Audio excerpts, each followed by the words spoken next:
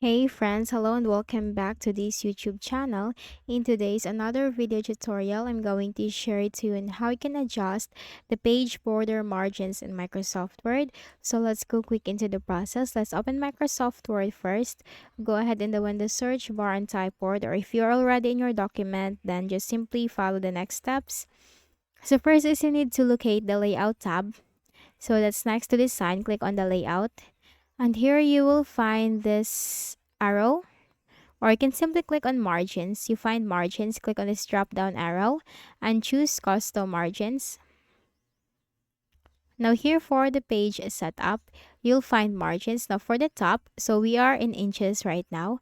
So if you want to adjust this, then you can simply increase it for the top, for the left, for the bottom. You can also see the preview in here for the right. So it's up to you as to what size would you like. It could be 2 inches or lesser than that for the top, left, bottom, and right. So it's up to you. Now once you're done with that, you just need to simply click on OK.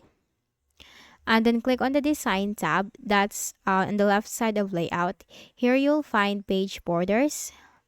Now let's choose Box. You can also choose the style from here. Color. The width for its thickness. And then this is something that you should not forget. You'll find here options. And then you will find here measure from. Click on this drop down arrow and then choose text. And then click on OK. And click on OK. And that's it. So if we're going to type something in here,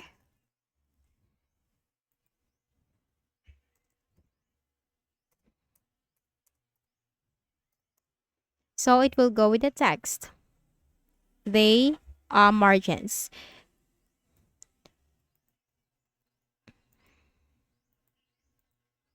That's it. As easy as that. You can also put this to the center. So I hope this helped you. Kindly please do not forget to hit the like button and subscribe to our channel for more tutorials like this. Thank you for watching.